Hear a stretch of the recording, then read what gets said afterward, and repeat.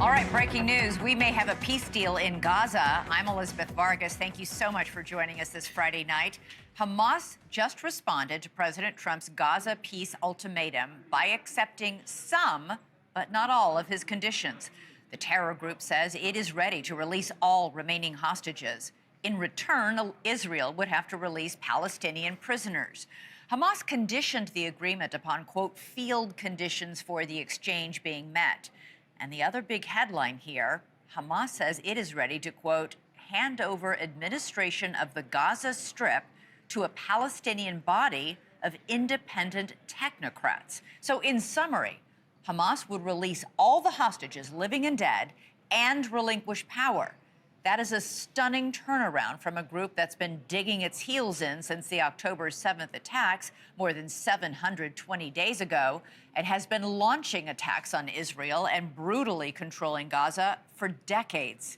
Here is how President Trump responded to the news in this video he just posted on social media from the Oval Office a few moments ago. I want to thank the countries that helped me put this together: Qatar, Turkey, Saudi Arabia, Egypt, Jordan, and so many others. So many people fought so hard. This is a big day. We'll see how it all turns out. We have to get the final word down in concrete. Very importantly, I look forward to having the hostages come home to their parents and having some of the hostages, unfortunately, you know the condition they're in, come home likewise to their parents, because their parents wanted them just as much as though that young man or young woman were alive. So I just want to let you know that this is a very special day, maybe unprecedented in many ways. It is unprecedented, but thank you all, and thank you all to those great countries that helped. We were given a tremendous amount of help. Everybody was unified in wanting this war to end and seeing peace in the Middle East. And we're very close to achieving that. Thank you all, and everybody will be treated fairly. Now remember, actions speak louder than words, and anything that Hamas says should be taken with a great deal of skepticism. Hamas is definitely, however, under the gun.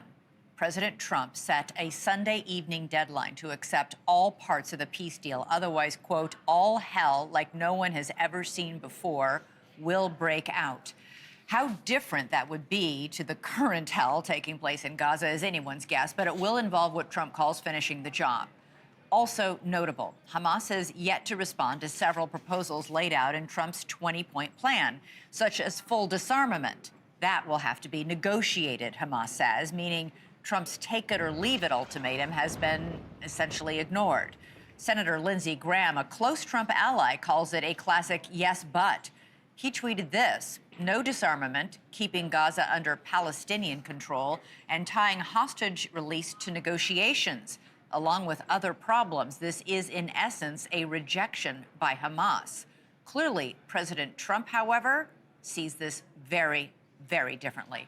Joining me now with team coverage are NewsNation's Robert Sherman in Tel Aviv and Kelly Meyer at the White House. Robert, let's go to you first.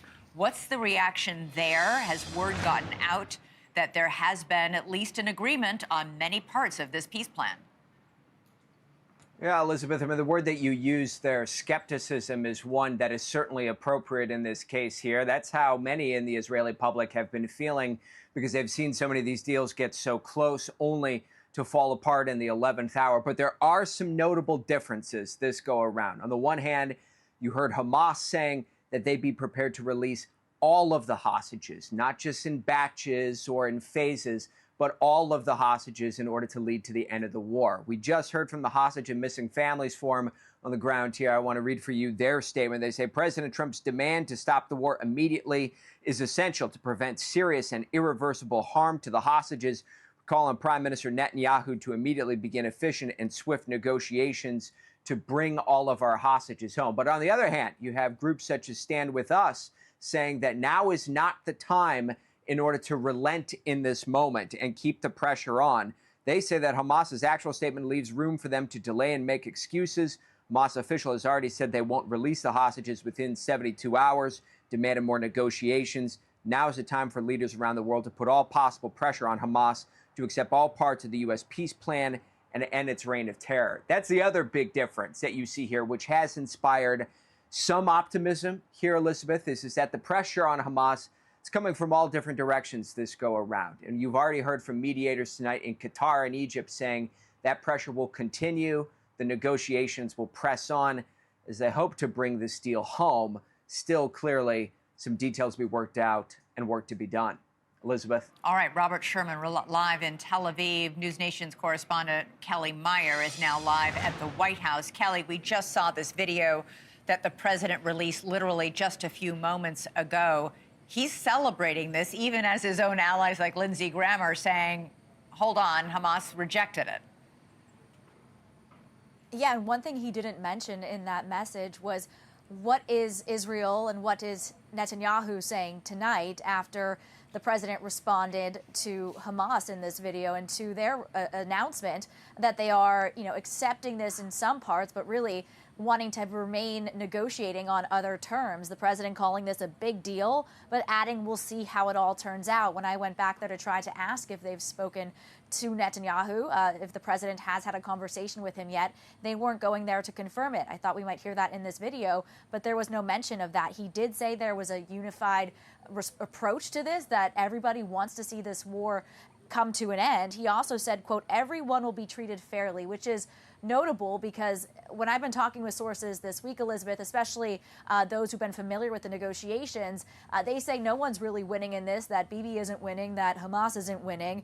And then the sources that I've been speaking with claim that Bibi went back and edited some things and changed the plan in a way for Hamas to say no. But we do know that Arab nations have been working really closely this week. They say super intensively in Doha with Hamas to convince the military leaders in Gaza that this is, quote, the last chance. I was also told that there were more than 10 phone calls today between the Trump team and officials in Qatar before this announcement from Hamas. So they've been working on this through the day. I wanted to also show some reaction we've been seeing, including from Vice President J.D. Vance, who said, proud of the president and the entire team, pray for peace.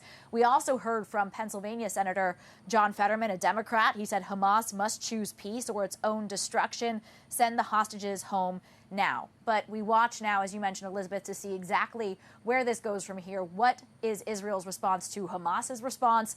And then are they able to reach an ultimate agreement? And even the president noting there, it still has to be made concrete. Elizabeth. Absolutely. And we also saw the president on social media post this afternoon. This was actually late this afternoon, shortly before the video, that Israel must stop all attacks immediately in Gaza. Yep. We will see as well if that happens. But this is a fast-moving story that is developing and unfolding minute by minute. Kelly Meyer, let us know if you get any more updates from the White House. But in the meantime, joining me now is Ruby Chen. His 19-year-old son, Itai, was serving as an IDF soldier on October 7th. He was taken hostage on that day. Hamas still holds him or his body. Obviously, his family is hoping he's still alive. Ruby, thank you so much for joining us yet again. I know that you're up very late. You're in Israel right now. I've got to, first of all, get your reaction to the news and the announcement President Trump just made on social media. Yeah, I would sum it up by saying cautious optimism.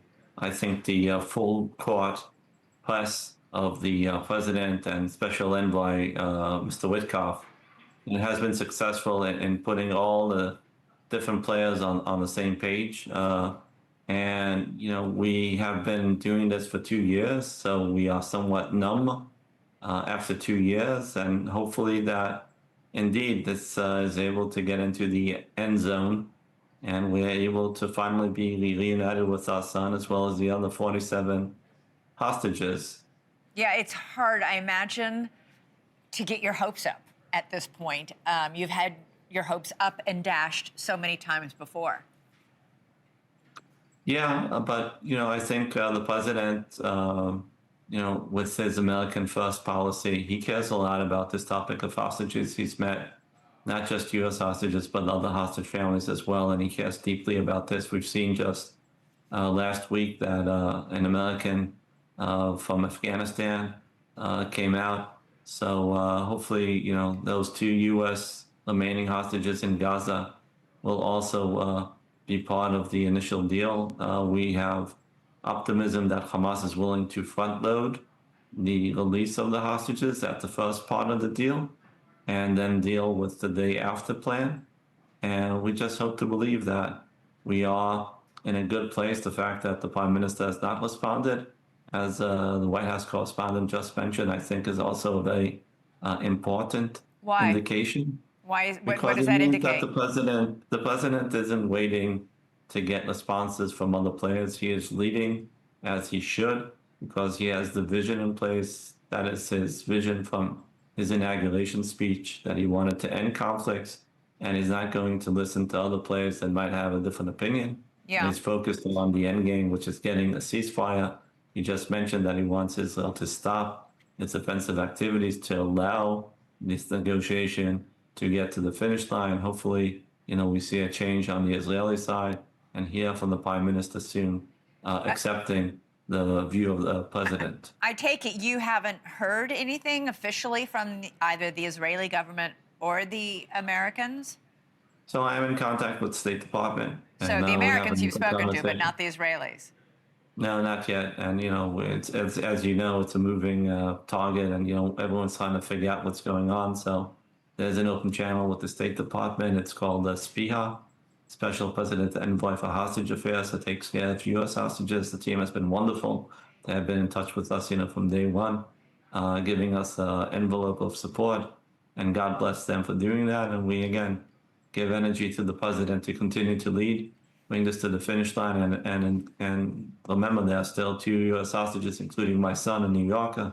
It was just in New York, in your studio, just speaking to the community, getting their support. So hopefully this indeed is a positive development that we will see something positive within the next day or two. President Trump had set a deadline to Hamas of 72 hours. If he sticks to the deadline, that would be 72 hours from now. All living and dead hostages will be released. Are you making preparations? Because that would be Monday. I think also Hamas has already mentioned that technically, logistically, it will be impossible for them to release all the hostages in such a short time span. But they gave a positive indication that that is their intention. So I don't think anyone's going to hold it against them if it's going to take them another day or two to get all the hostages out. As you mentioned, you were in New York on set with me just 1 week ago tonight. You're now in Israel. You're going to stay in Israel, obviously, until this plays out. You've made plans to do so? It's a moving target. We were also on Tuesday in Germany meeting the German chancellor. I think also Germany, the EU, maybe has a place to play when it comes to the implementation. Okay. But, we want to bring them back home to family in New York. Yes. And, pay all respects to the family and to the president. And then we'll decide what we'll do from there. Ruby Chen, we're thinking about you, praying that this is finally the end. Stay in touch, and we'll talk soon. Thank you so much for joining us. Thank you. All right. Let's bring in our panel now. John Spencer is the executive director and co-founder of the Urban Warfare Institute, and Stephen Cook is a senior fellow for Middle East and Africa Studies on the Council on Foreign Relations, also author of the book, The End of Ambition, America's Past, Present, and Future in the Middle East. I'm going to start with you, Stephen. Hamas agreeing to release all hostages, living and dead, immediately enter negotiations with a mediator to discuss how to do it. This seems to indicate we might finally be at the end. Maybe. I think Ruby Chen said it best. That should be some cautious optimism. There's certainly optimism in that they have agreed to release all of the hostages, although they gave this convoluted statement about as field conditions indicate. I think what does that mean? I think it means they don't know where everybody is. Well, in fact, Stephen, one of the leaders of Hamas told Al Jazeera in an interview in the last couple of days that they don't know, in fact, where several of the dead hostages' bodies are. How can that be? These hostages, whether living or dead, are enormous leverage for Hamas. These Hamas and others have taken hostages and have distributed them through the Gaza Strip. And they may know where they are, but they may not be able to get those groups that hold them to give them back. So they may not know where they are. They may be in the process of herding cats in terms of trying to get those bodies back. But I do think that the real hitch here is that Hamas has not committed itself to disarmament. And although it has committed itself to accept the role of technocrats to run the Gaza Strip, it has not given up a political role. And that's very important to the Israelis, that Hamas have no political role in the reconstruction of Gaza going forward. And I think those are going to be two very big issues going forward: disarmament and what role Hamas will play in a day after. I'm going to get to John in just a second, but Stephen, just to follow up on that answer, what happens? President Trump really wants this. He was issuing ultimatums right up until the moment when Hamas announced late this afternoon, okay, we're going to release the hostages. What happens if Bibi Netanyahu says, we cannot accept, any Hamas presence of any kind in Gaza? And could he derail this deal that President Trump so badly wants and has worked so hard to achieve? He could. The problem is that the president's being very clever here, and he's jamming Netanyahu. He knows that 75, 80% of the Israeli public support a deal, any kind of deal that will bring back all of the hostages. So it'd be politically risky for Netanyahu to defy the president at this point, not just in terms of U.S.-Israel relations, but in terms of Israel domestic politics. Okay. So we'll have to wait and see. Netanyahu often has his own game that he's playing, but so far he has not responded to this. John, there was enormous pressure, not just from President Trump on Hamas, but most notably from all the Arab and Muslim countries, all around in the region, as well as Turkey, other Muslim countries. Huge pressure. And there was also pressure from within Gaza, where there is utter exhaustion from this war. Yeah, absolutely. And I think that was the big difference. Like I've posted about the 20-point plan, which, to be clear, Hamas has kind of agreed to 1 point in the 20-point plan, which starts with Gaza Strip will be de-radicalized and terror-free. But you're right, with Qatar, Turkey, Egypt, UAE, all these other nations not only agreeing to the 20-point plan, but there has to be peace. So I personally have a very skeptical optimism about what Hamas has replied with. Even their one paragraph about releasing the hostages, when it starts talking about negotiation and details, we assume they mean in exchange, when it could be, like they've said in the past, like, well, we want more than just the 2,000 life sentence prisoners and the 1,000 others that were taken after October 7th. We want more for this one step, or we want an end to the war, which is, of course, everybody's hopeful because of the president, and the president is hopeful. Getting the hostages home, that would be amazing. But there are 19 other points to this plan which are critical to peace in the region, so this never happens again and doesn't continue. Even the technocratic part that you mentioned, Hamas has said that before. It's kind of called the Hezbollah model, right, where they give up control, but they keep their weapons and they keep their power. Like, that's not, even Qatar, they're in Egypt and all these other nations who agreed to the plans, that's not what they are saying. They are saying there is no Hamas role in Gaza. It's demilitarized. So I'm very cautiously, skeptically optimistic about this announcement by Hamas, which, by the way, was released at a certain time just to do this, right? It's like 1 a.m. in Israel. So why aren't they responding? The Hamas does this on purpose to create this momentum. Yeah, the U.S. has said, though, and we just heard President Trump in that video said everybody will be treated fairly. The U.S. has said it's willing to negotiate over how Hamas disarms, but not whether Hamas disarms. In other words, there might be some room there for, okay, you can hold on to defensive weapons until all the IDF forces withdraw from Gaza, right, John? So the plan is very comprehensive. It has the International Stabilization Force. It has so many elements of this. Yeah, you're right. And then we debate offensive, defensive weapons. Like Hamas launched rockets into Israel 2 days ago. I mean, so who's going to make that decision? But I think this is Hamas trying to survive. But if it gets all the hostages home as step one, that's great, I'm sure. Right. And as you said, the president wants that to happen. But it can't be, and then they say, well, we're only going to do this if every other point in this plan is negotiable. Okay. All right.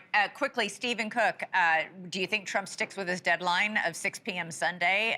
If this doesn't look like this is coming together, will, in fact, quote, all hell break loose? No, I don't think all hell will break loose. I think that we may get hostages back, but I think the rest of the plan will never be implemented. Oh, let's just hope. Elizabeth, I would say don't play with Trump. I think Iran learned that lesson of when the deadline came, what happened to Iran. Hours after the deadline for Iran ended, Israel operations started. Actually, it was before the deadline. He launched even before the deadline. So there you go. John Spencer, Stephen Cook. Really hope to be talking to you next with some better news. Maybe some good news, finally, coming out of the Middle East. All right, coming up for us, we are going to switch gears. It's been a huge news day today. We have a double dose of breaking news because the rap mogul, Sean Diddy Combs, was just sentenced to more than 4 years in prison. So what happens now? Plus, a little bit later, I'm going to speak live with Republican New York City mayoral candidate Curtis Sliwa. Just 1 month until election and lagging badly in the polls. He's not likely to be mayor, but he could be a spoiler or a kingmaker, or maybe both.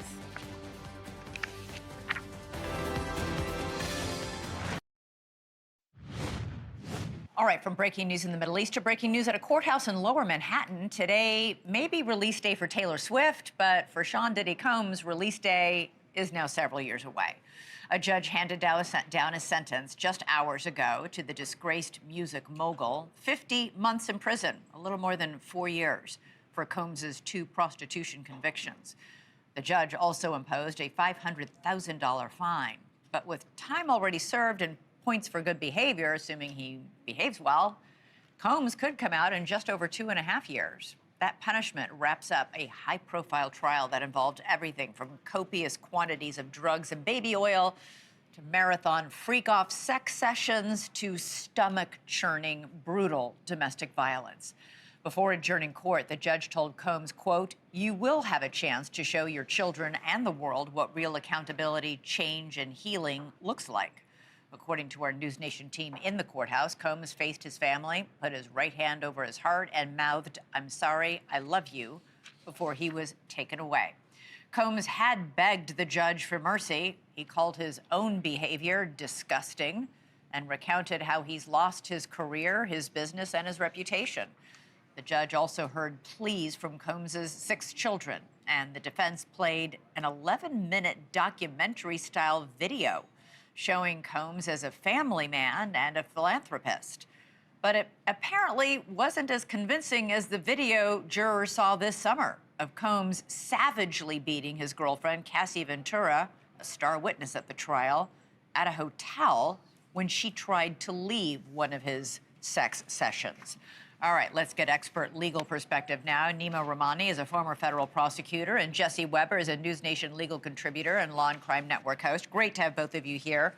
All right, Nima, you called it. You predicted it would be 4 years, and that's what Combs got. Elizabeth, I'm not surprised. And it was really telling, not just in what happened today, and the pretrial motions by the defense, when they came out and they said Cassie, Jane, Mia, they weren't victims, and they didn't have a statutory right to address the court. Judge Subramanian came out and really took offense, said it was inappropriate. And I think the defense missed an opportunity here. I don't think there was any world where he was going to get time served. But to make this about Sean Diddy Combs and not about the victims, 5 different lawyers testified for the defense. Only one of them mentioned any of the victims. And that one lawyer, Brian Steele, who's one of the best, said Cassie consented. She knew what she was getting herself into. So really tone deaf. And if you want to go into sentencing and ask for leniency, you got to put on a strong mitigation case and talk about the victims and what you did wrong. Today completely missed the point. Yeah, talking about tone deaf, that video that we were playing, this 11-minute, documentary style. People said it looked like a slick campaign ad. Everybody inside the court said it landed with a thud, that it was that it backfired, and using the word Nima just used, tone deaf. I've never seen that introduced in a sentencing. I don't know if everybody has the capabilities to introduce that. You know what the problem with that video is? Everything you saw in that video, hugging people, charity events, he was committing crimes. He was committing crimes while doing all that. Yeah. So that's the problem with that. And that was a big theme that came out today, too. It was the idea of, you say you're sorry. You say you will never do this again. I hope you're right. The problem is every time you said that, when you made the apology video after the Cassie tape came out, afterwards, you beat up Jane. Let's just remind the audience. Yeah. The video of him beating up Cassie came out. First of all, the allegations of him beating up Cassie came out. He denies it, says it's a lie. Correct. Then the video comes out showing who the real liar is. Then after the video comes out, he makes this big mea culpa on Instagram where he says, I'm mortified, I'm horrified, I'm going to seek therapy, Right. I'm a changed man. And then afterwards, he beats up Jane, A one of the month victims, later. one of the victims in this case. And when he was arrested, comes to New York to surrender himself in the hotel room, was evidence of a freak-off, the main allegation in this case. So the idea is, how can the judge believe that he's different? Now, I will say this. I'm going to actually counter Nima a bit, even though he was 100% right. I think that him talking about his past, talking about the trauma in his life, his children speaking in court today, I think that had an effect. I was thinking 5 to 7 years in prison. I think that was mitigation that reduced it to 4 years for him. I think the defense did help him in that sense. Nima, at one point, prosecutors stunned everybody in court when they revealed that Sean Combs had already set up speaking engagements for himself in Miami next week. They called it, quote, the height of hubris. Elizabeth, I've been very critical of the prosecution in this case, but today they won the day. Really extraordinary. And you named it. Combs set up a speaking engagement next week in Miami. He believed, apparently, that he was going to be free next week and have this opportunity. So then you have Brian Steele again. He has to get up there and try to explain this away, this really presumptuous engagement that had already been scheduled. First, he said it was healing. Then they bring the executive director of this nonprofit to say it was a teaching engagement. But it was too late. The damage was done, and those lawyers were on the run. And it wasn't just that. Some of the arguments today, I couldn't believe were coming out of some of the best defense attorneys in the country. We talked about the video. That completely missed the mark. But there was a point today where I believe it was Steele. He said that Diddy is so broke that no one would change places with him. Meanwhile, 5 lawyers are making arguments on his behalf. If I was the judge, I'd say he lost all credibility. Yeah, he lost all credibility at that point. So yeah, it was interesting. Jesse, obviously, Sean Combs did not testify at trial, which is his right. Everybody has the right not to take the stand in their own trial. He spent about 12 minutes on the stand, however, today, begging for mercy from the judge, promising that he's a changed man, but not exactly taking full accountability. I'm really glad you mentioned that. For 80% of his speech, it was more talking about how he committed domestic violence and he's sorry that he hurt Jane and he's sorry that he hurt Cassie. He didn't address what he was convicted of until the very end. In the very end, he did say, I do take responsibility for my Mann Act convictions, the transportation to engage in prostitution. Part of me thought he was never going to say that because he didn't want to say anything that would jeopardize his appeal. It was actually, out of all of his lawyers, he was really the only one to, in my view, really directly address and apologize to the victims and actually talk about what he was convicted of. It seemed the judge did believe a portion of it, where the judge said, look, I am giving you a second chance. Yep. It's not the second chance you asked for. You wanted to be released immediately. I am giving you a second chance. You're filled with love. People are looking for you. Keep doing the good work you're doing in prison, but you need to spend some time in prison. Yeah, he also said to him, you were no John, you were more than that. Your currency was satisfying your sexual desires. Yes. Wow. All right, Jesse, Nima, thank you both so much. Really appreciate both of your expert analyses. Coming up, in just 1 month, New Yorkers will head to the polls to decide their next mayor. There may be only one Republican who can keep a socialist Democrat out of City Hall, but some say he can only do that by dropping out of the race. So why isn't he doing so? Curtis Sliwa is here to tell us why. Next.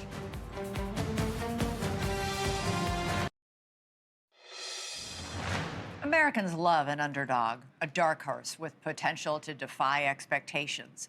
But in the New York City mayor's race, the so-called underdog is inspiring some fear and loathing among some Republicans. And here's the twist. He's a Republican. We're just a month out from the election, and after the much-aligned incumbent Mayor Eric Adams finally dropped out after weeks of speculation and denial, GOP support now seems to be consolidating behind former Governor Andrew Cuomo. He's not the Republican candidate. He is a Democrat running as an independent. The Republican in the race is Curtis Sliwa, a name which by now you probably recognize. Sliwa, however, is polling in last place. The pressure from within his own party for him to drop out is at fever pitch.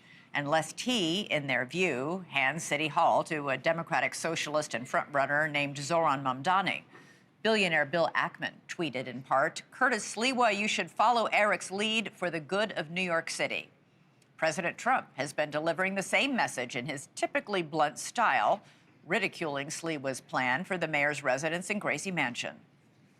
Curtis is not exactly primetime, you know. He wants cats to be in Gracie Mansion. He wants to open it up as a kid. That's the home, for those that don't know. He's a good crime fighter. The magnificent home of the mayor. It's beautiful. Gracie Mansion, to me, is like a fabled place. If you're in New York, no, we don't need to have thousands of cats. He didn't want cats to eat the rats. Okay, it's true that Curtis Sliwa has a plan for the cats. We'll talk to him about it in just a moment. But Trump, it seems, is now resigned to Mamdani winning. He's even relishing the thought, calling the far-left candidate the best thing to happen to the GOP. But for Republicans still invested in this race and in this city, Sliwa is a spoiler for many of them, and Cuomo is the lesser of two evils. In a head-to-head matchup, polls show Cuomo closing the race to within 4 points if Sliwa is out. That would give him a good chance of winning. Sliwa, however, doesn't see it that way, and the tough-on-crime candidate is even out with a new attack ad explaining why. Rapes in broad daylight, attacks on the subway. Why? Cuomo. We're going to end the cash bail system once and for all. Worse, Zoran Mamdani wants to go even further. With them in charge, you are not safe. Pretty dire. Curtis Sliwa, the Republican candidate for New York City mayor and the man behind that campaign ad, joins us now. Welcome to NewsNation. Good to have you here. Appreciate it. And the law and order candidate, because we know Andrew, no cash bail has led to a disaster in the state. Zoran supports that. Raise the age to 18. That's why we have juveniles shooting at each other. And he wants to close Rikers Island, which Zoran has. They're like two peas in a pod. Why should I drop out? The only person who's ever dropped out in anything in life is Andrew Cuomo, when he ran against Carl McCall for governor and when he fled Albany because he feared impeachment to his billionaire friends in the Hamptons. All right. He's the dropout king. All right. President Trump, as you heard, calls you unserious and says you're not ready for prime time. Allies of Rudy Giuliani, former Republican mayor of New York City, call you a Fruit Loop. Oh, that wasn't Rudy. That was Joe Loda. Allies, I said. All right, thank you. Rudy Giuliani. People who have supported you in the past say you're a spoiler. Your friend, boss, and Republican billionaire John Katzimatidis Got it. said in a week, if you don't turn things around, you should drop out. So will you? Excuse me, I thought democracy is people voting. Since when do billionaires pick candidates? Guess what, billionaires? You've messed up so far, and that's why Zoran kicked Andrew Cuomo's butt in the primary, and now you want me to drop out? Remember originally when Cuomo lost, and everybody said, oh, Eric Adams, Curtis drop out. What a fool I would have been if I had dropped out, as he now drops out. No, I have my following. Let's trust the voters to pick the next person who becomes the mayor, not the billionaires. All right, but polls show that with you in the race, Mamdani wins easily. With you in the race, everybody on both sides of the aisle are worried that you are guaranteeing a Mamdani win. Well, why don't they just go out and get their votes out? Because Cuomo was 40 points ahead in the primary, and he got beat by 13 points. Donald Trump and Harris, it was supposed to be neck and neck. Donald Trump won the popular vote in the seven battleground states. You can't believe the polls. The only thing that counts is people's ability to vote. Why are we so afraid to let the people choose the next mayor? I don't think anybody's afraid of doing that. I think everybody's just looking at the polls right now, and the polls. Wait, let me ask you a question. When have you ever heard of candidates dropping out? All the time. Where? Major race? Candidates dropping out? Candidates running for president of the United States drop out. How did that work when they did that for Donald Trump and it was supposed to be just Trump and Cruz? Trump took all those votes and swept the victory. Dropping out does not solve anything, and it's not part of our democracy. All right. The polls say what they say, and the polls say with you out of the race, Cuomo at least has a chance. 4 points behind Mamdani, at least has a chance of closing the race. Oh, Hold on. So he has a chance. He got killed in the primary. How does he win a general election Because if he in a loses? general election, there are independents and Republicans voting, and not just many of them are Democrats. voting for me. So I should. Not enough at this point. Well, you say that in the polls. Why don't we wait till November 4th and let the people vote? Why are we going to believe polls that are always wrong? How about letting me, who's raised more money than most of these candidates together, who has TV ads, who has 10 headquarters opened up, has raised millions of dollars in matching funds. What am I supposed to do? And turn to my followers, vote for Cuomo? No, they won't vote for Cuomo because he's responsible for the killing of 15,000 elderly in his executive order as governor during the lockdown and pandemic. They'll never vote for Cuomo. Public safety is one of the biggest issues for New Yorkers. It's an issue on which you became famous as leader of the guardian angels on the subway systems. I want to ask you about the homeless mentally ill crisis we have in the city, because many of them live on the subway. Cuomo says he would force more of these people into mental hospitals. Mamdani, however, says involuntary commitment would be rare and a last resort. So we have two ends of the spectrum. Where do you fall? What would you... Not only that, Joy Mamdani wants to house them in empty storefronts in the subway What do you do system. with them? Because we saw with the Daniel Penny situation, Yeah, it was a terrible... Jordan Neely, correct. And Jordan Neely was killed after Daniel Penny. There was nobody else to restrain him. He was a homeless, mentally ill man who began threatening passengers on a subway train. Nobody was there to help out. Daniel Penny stepped in. It's the state that has the mental health care hospitals. It was Cuomo as governor. But what would you do? Just tell me what we're almost out of time. Use What would the you do? municipal hospitals to house them.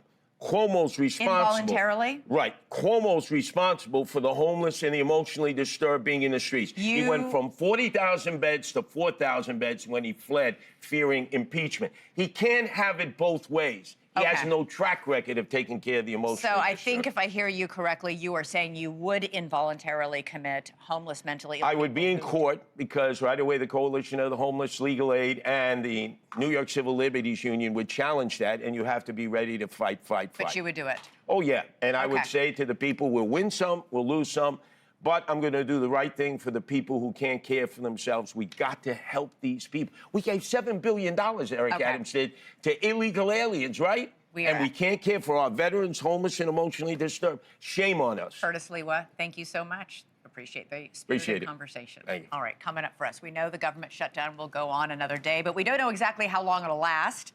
The question is on the minds of Kalshi traders who think they can make money off the Washington gridlock. Can you?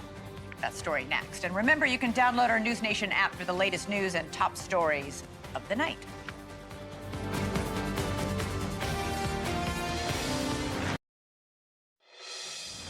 It is quiet on Capitol Hill tonight as hopes for a short government shutdown faded as the sun set.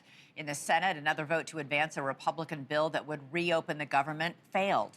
And in the House, Speaker Mike Johnson canceled all votes for next week. The chamber is now in recess through October 13th.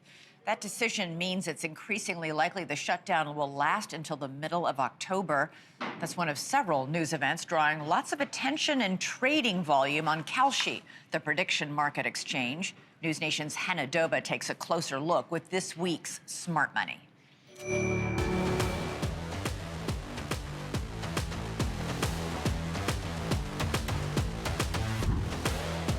The inaction in Washington is fueling the action on Kalshi. Shut the government down.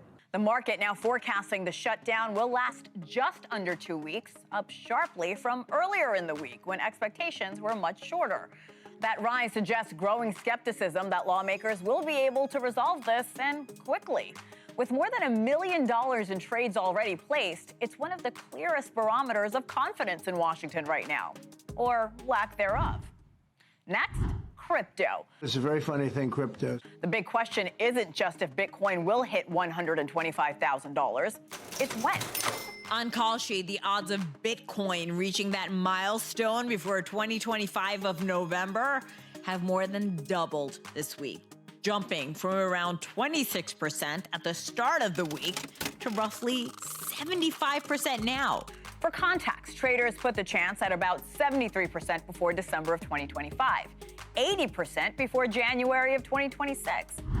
Let's move to the Federal Reserve. My time here has been fantastic. Traders are betting on whether Lisa Cook could lose her seat. On Kalshi, the chance of her being forced out has dropped all the way down to just 6%.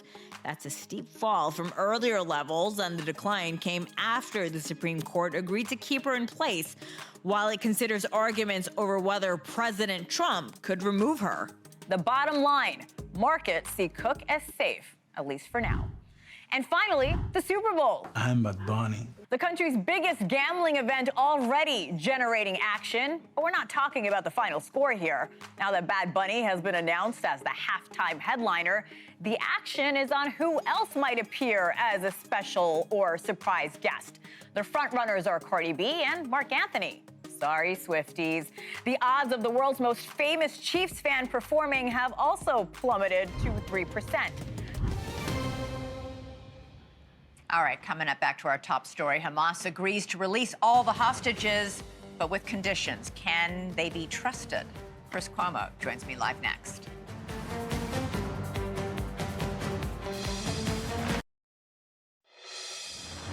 All right, it's Friday. Chris Cuomo joins me now. Chris, President Trump says Hamas is ready for peace. The terrorist group, it's a yes, but, according to everybody I'm talking to. Yeah, I'm going to be highly optimistic, okay? I don't know how big a but there is. I haven't heard anything specific about the but. It would be completely in keeping with them. They are a terror organization, right? All right, and they should be making ridiculous return suggestions because that's what they do because they don't want to leave. But we are in a better position today than we were yesterday. Sure are. Because at least there's a yes. And we all know how bad it is. The question is what gets us to better? And we'll see. This is just one step, but I give it. It's a step. Yeah. And I'm impressed that we're here. All right. Have a good weekend, my friend. Have a great weekend. Thank you for watching. Subscribe below and download our NewsNation app right now on your phone, and you will get fact-based, unbiased news for all Americans.